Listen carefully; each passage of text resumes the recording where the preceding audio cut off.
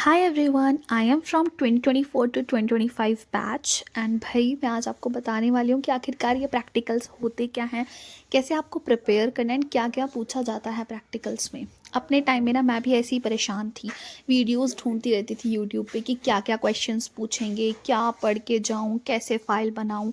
But उन सवालों के जवाब आपको इस एक वीडियो में मिल जाएंगे। तो चलिए स्टार्ट करते हैं। सबसे पहले हम स्टार्ट करेंगे बायोलॉजी के प्रैक्टिकल के बारे में। चलो तो मैं प्रोसीजर समझाती हूँ प्रैक्टिकल का। सबसे पहले तो तुम्हें क्लास में अलॉट किए गए होंगे कुछ टॉपिक्स कि आपको ना इसके ऊपर फाइल बना के लानी है। जैसे कि ह्यूमन रिप्रोडक्शन में से दे दिया कोई टॉपिक, रिप्रोडक्टिव हेल्थ में से दे दिया, बायोटेक्नोलॉजी या फिर और भी कोई टॉपिक। ठीक है, तो उन टॉपिक को ना तुम अच्छे से रिवाइज कर लेना। लाइक तुमने चूज़ किया कि मैं उस पर बनाऊंगा sexual reproduction in flowering plants के फ्लावर के पार्ट्स के ऊपर, तो पूरा चैप्टर ही अच्छे से पढ़ के जाना। एंड चैप्टर तो छोड़ो, तुम उस टॉपिक को ही अच्छे से पढ़ लेना। एंड दूसरा ना, वो अगर लाइक आपने फाइल में से कुछ नहीं सुनाया तो जो एग्जामिनर होगा जो लेने आ रहा है मतलब प्रैक्टिकल, तो वो पूछेगा आपसे कि आपको कोई चैप्टर अच्छे से आता है, तो वही चैप्टर एक रेडी करके जाना। कि तुम्हें फाइल नहीं आती तो कम से कम चैप्टर तो सुना देना। पर मेरा कहना तो यही है कि फ़ाइल को काफ़ी अच्छे से आप उस टॉपिक का रिवाइज करके जाना। ठीक है, तो दूसरी चीज़ होगी कि जब तुम एंटर करोगे वाइवे के लिए, तो सबसे पहले ना तुमको लाइक तुम्हारी फाइल में से तुमसे क्वेश्चंस पूछेंगे, तुम उसके आंसर्स दोगे, फिर सर कहेंगे कि हो गया आपका प्रैक्टिकल, मार्क्स लगा देंगे। फिर आपको कहा जाएगा कि एक एक्सपेरिमेंट परफॉर्म करो। लाइक हमारे ना मेडिकल में काफ़ी कम स्टूडेंट्स थे, लाइक हम 18-19 स्टूडेंट्स थे सिर्फ। तो हमारा तो ना एक्सपेरिमेंट सिर्फ लड़कियों ने ही किया था। मतलब जिसका होता जा रहा था ना वो एक्सपेरिमेंट करता जा रहा था। एंड सबका मन था, कई बच्चे तो कर भी नहीं रहे थे, तो हमने तो डीएनए आइसोलेशन वाला करा था। मुझे पता है कि कुछ ना उसमें आइडेंटिफिकेशंस के लिए भी होंगे, पर ना आपको ना लाइक टीचर्स मदद करेंगे हर चीज़ में। हमें तो भाई काफ़ी हेल्प की गई थी, प्रैक्टिकल लिखने तक में हेल्प की गई थी। और लाइक एक ना हमें ऐसे कहा गया था कि कुछ स्पीशीज़ हैं भाई, बायोलॉजी का जो हमारा रूम होता था वहाँ पे कुछ स्पीशीज़ रखी हुई थी। लाइक लेबियो हो गई, जो कि एक फ्रेश वाटर फिश है, तो वहाँ पे कुछ ऐसे ऑर्गेनिजम्स थे या फिर कुछ स्लाइड्स लगा रखी थी जिसको देख के हमें बताना था। पर हमें ना पहले से ही सब कुछ लिखवा दिया गया था। मैम ने पहले से ही क्लास में बिठा के सब लिखवा दिया था एक्सपेरिमेंट। एंड फिर बाद में हमने क्या किया था, बस जाके वाइवा दे दिया था और बस जाके अपना एक्सपेरिमेंट कर दिया था डीएनए आइसोलेशन वाला। वो भी सभी बच्चों ने परफॉर्म नहीं किया था, कुछ बच्चों ने ही किया था।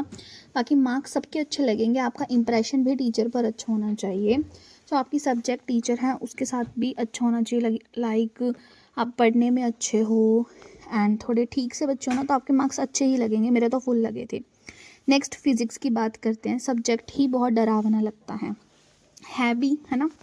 तो फिज़िक्स में तो ना लाइक यही प्रोसीजर है कि सबसे पहले आपको एक्सपेरिमेंट्स अलॉट किए जाएंगे, तो तुम्हें ये एक्सपेरिमेंट लिखने हैं वहाँ पे बैठ के शीट में।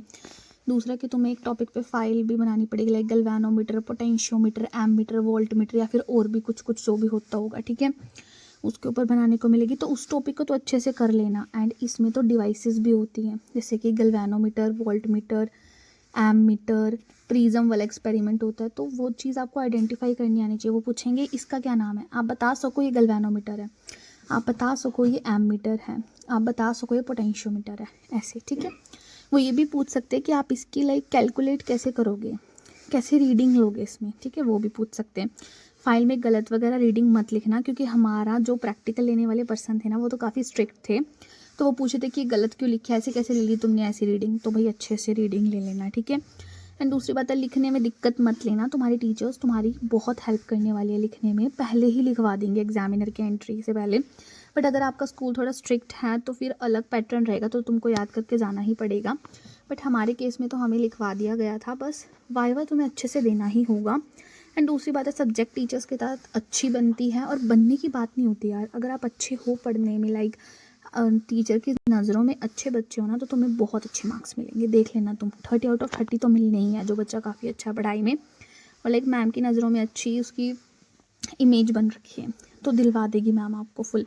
एंड दूसरा, रीडिंग देखना अच्छे से। ठीक है, केमिस्ट्री की बात के बारे में सुन लो कि म्यूज़िक की वीडियो कब आने वाली है। और म्यूज़िक सब्जेक्ट ना इस वीडियो में बिल्कुल भी कवर नहीं हो पाएगा, तो उसके लिए मैं एक सेपरेट वीडियो बना दूंगी, बता दूंगी कैसे ताल वगैरह परफॉर्म करनी है। ठीक है, उसके लिए नेक्स्ट वीडियो के लिए वेट करना आप।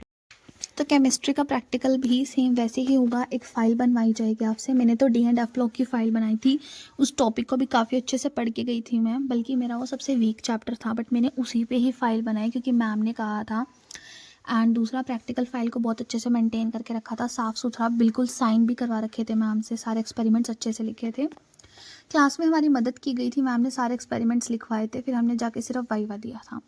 सर ने हमसे पूछा था कि कौन सा चैप्टर अच्छे से आता है, तो हमने बता दिया था कि मेरे को सॉल्यूशन चैप्टर और इलेक्ट्रोकेमिस्ट्री अच्छे से आते हैं, तो उसी में से क्वेश्चंस पूछे गए थे। देन एक्सपेरिमेंट परफॉर्म किया था, बट किसी ने भी ऑब्जर्व नहीं किया, ना ही हमसे रीडिंग देखी गई कि रीडिंग करके दिखाओ, कुछ भी नहीं हुआ था ऐसा।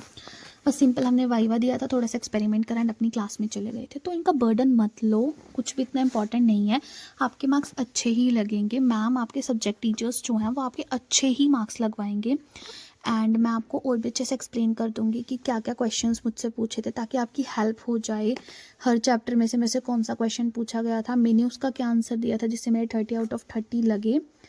एंड बहुत अपना ज़्यादा ध्यान ना अपनी पढ़ाई पे लगाओ यार, बोर्ड्स के लिए ये सब तो होता रहेगा। प्रैक्टिकल्स में आपके अच्छे मार्क्स लगेंगे। बाकी अगर आपको और भी इंफॉर्मेशन चाहिए हर सब्जेक्ट की सेपरेट